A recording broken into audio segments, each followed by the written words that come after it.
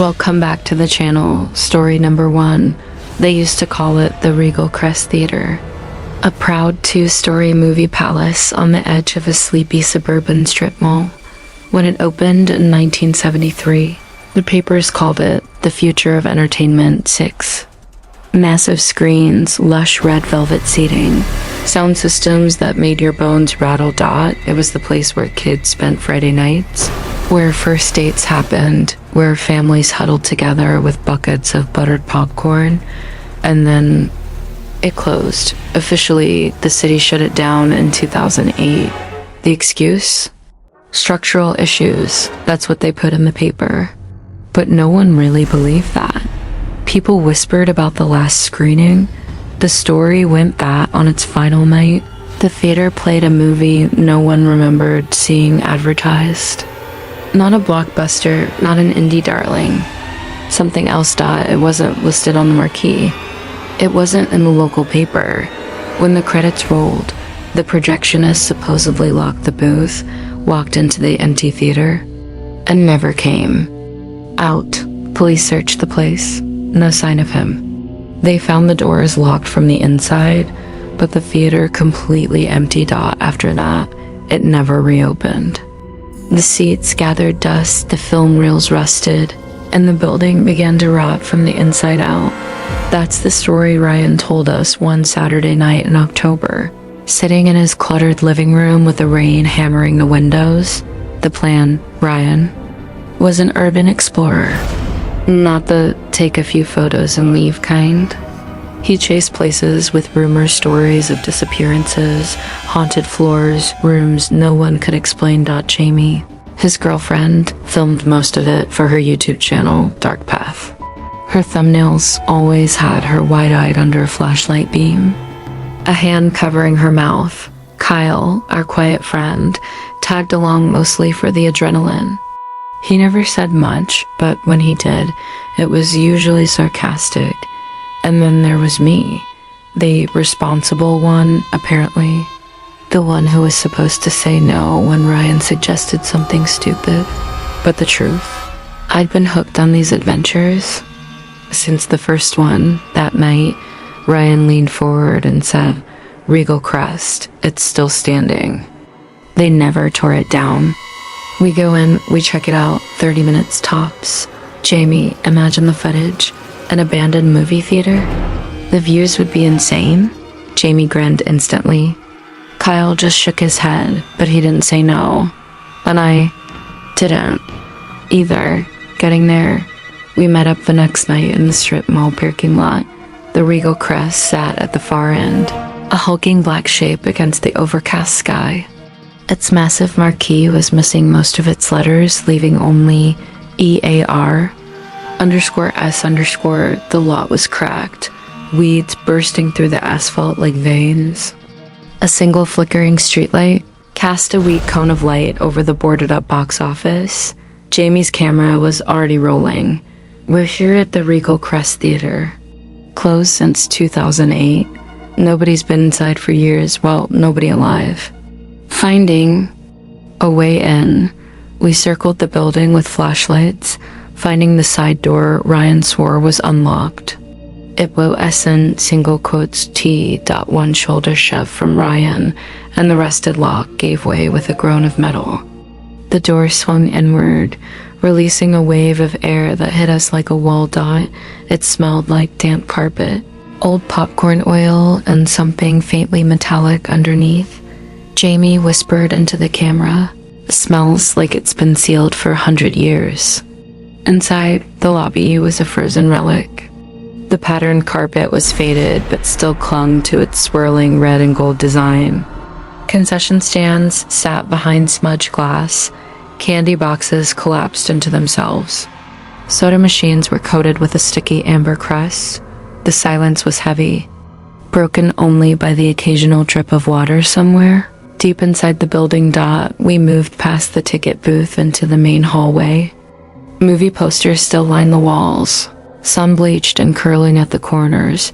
One frame was shattered, but the paper inside was pristine. A black and white still for a film called The End Arrives Tonight. None of us had heard of it. No credits. No studio logo, just the title. Ryan muttered, "Weird, never heard of that one." We pushed open the door to the largest auditorium. Our flashlight beams were swallowed by the darkness almost instantly, and then we heard it, a faint hum. Jamie stopped filming and tilted her head. It was the unmistakable sound of a projector running. Ryan grinned.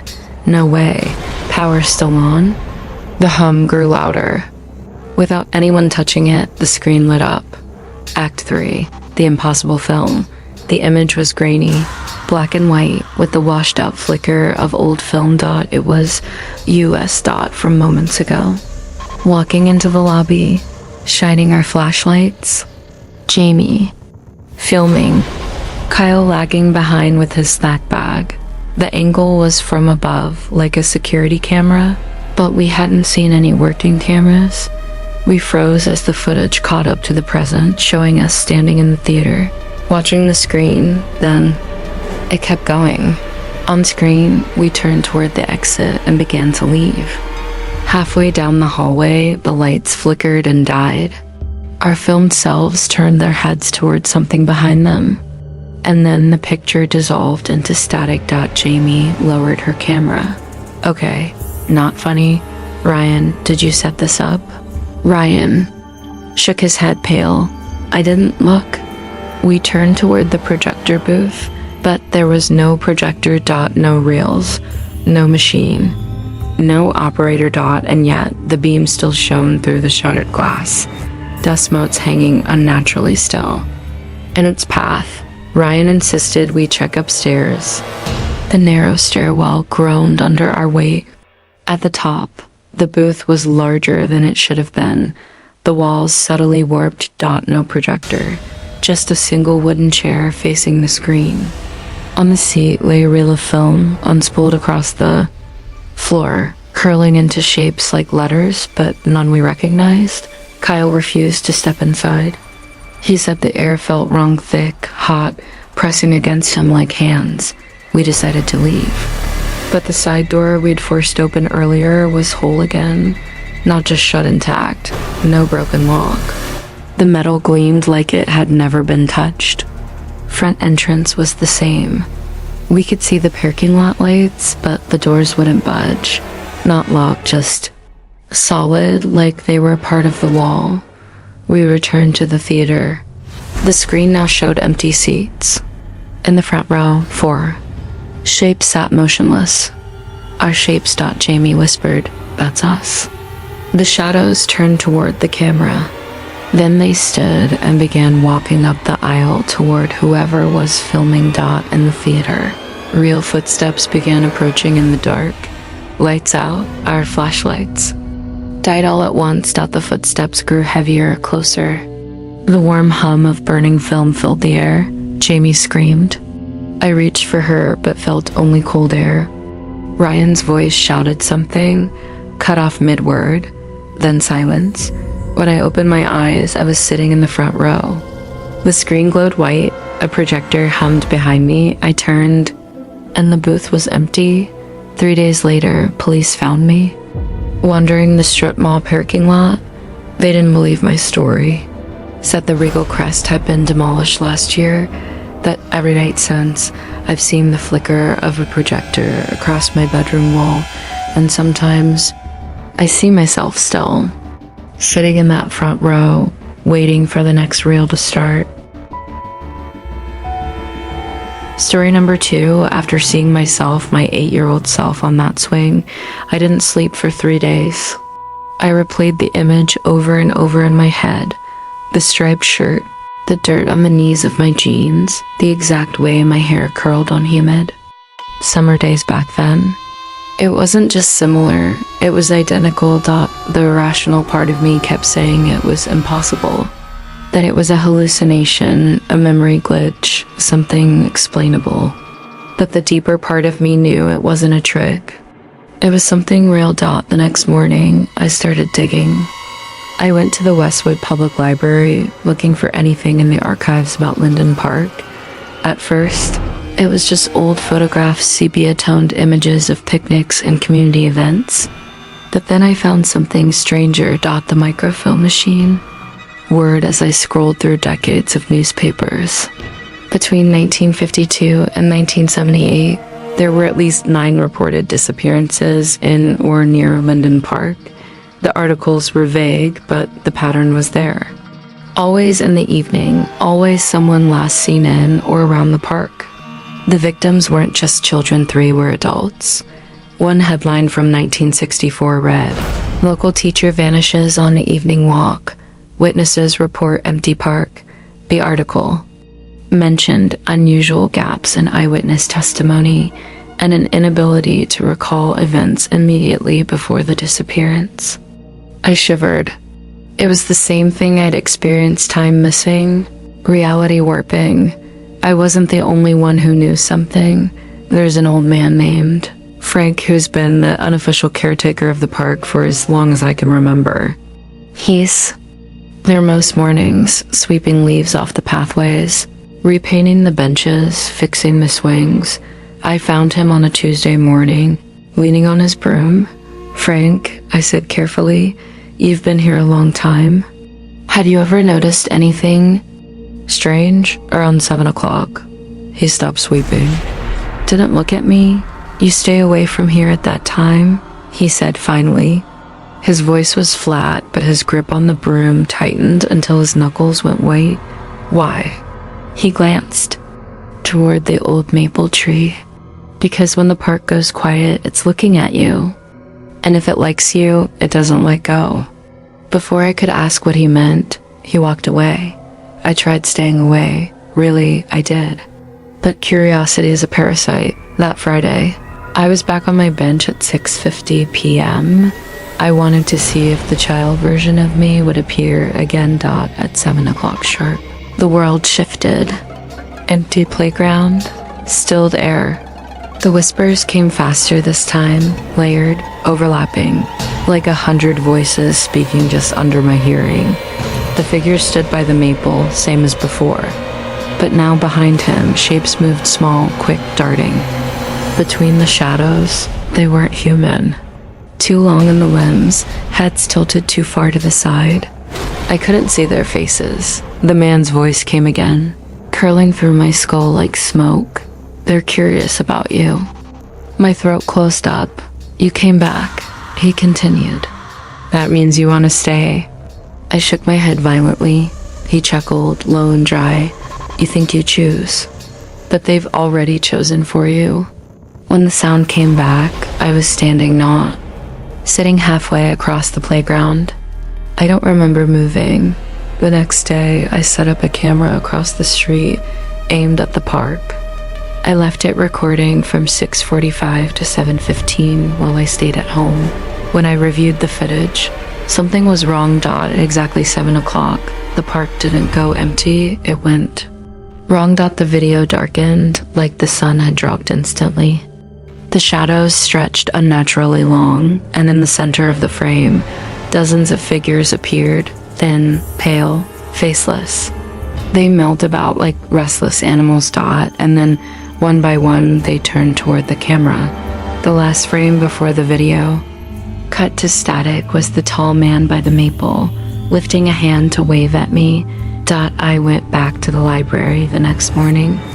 This time, I wasn't looking for disappearances. I was looking for the park's origin.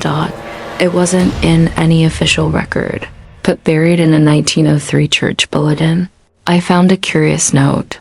"The old common is now consecrated ground, returned to its rightful guardians. Let no one trespass after the hour of change." The old common was the land where Linden Park now sits. Before it was a park, it was apparently a burial ground. Not for townsfolk, but for those unwanted by God, as the bulletin put it. No names, no specifics, just a warning. I knew what that meant. This wasn't just a park. It was a boundary. By the 5th night back, I was no longer scared the moment the silence fell. It felt familiar, like walking into a room you'd been in as a child but had forgotten. The figure was closer, still standing at the edge of the sandpit. "They used to play here," he said, "before your kind built over them. before you pretended they didn't exist. The whispers rose in agreement. What do they want? I managed to ask. He tilted his head. Company. One of the smaller shapes darted forward, and I caught a glimpse of its face, white, smooth, with nothing but a wide, lipless mouth that grinned at me before vanishing back into the shadows. When the noise returned, I was holding something in my hand, a wooden bead, worn smooth with age. I still have it. I stopped eating properly. My friends noticed I was pale, distracted. I told them work was stressful, but the truth was, I was counting the hours until 7 p.m. every day. I started bringing things to the park, old toys, coins, marbles, and leaving them in the sandpit. The next day, they'd be gone, and sometimes in their place, there'd be something else. A rusted button, a doll's eye, a single human tooth. Didn't tell anyone about that part, Dot. It was raining hard that night. The park was empty in the ordinary way. No parents, no kids. Just me, Dot. When 7 o'clock came, the shift was smoother than ever. Like slipping under warm water, Dot, the man was standing directly in front of me now. His coat brushed the wet grass. They've decided, he said. I tried to back away, but my feet sank into the ground. No, not the ground. Into something soft, cold, and shifting beneath the surface. The whispers became words. My name, over and over. Chanted by dozens of voices, Dot, the man reached out a hand. It's time to play. I woke up in my bed, Dot. It was morning. My shoes were wet and caked with mud. My hands smelled of earth.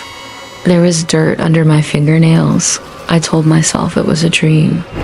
That's what I still tell myself, even now. But sometimes, when I pass Linden Park at exactly 7 p.m., I see the swings moving.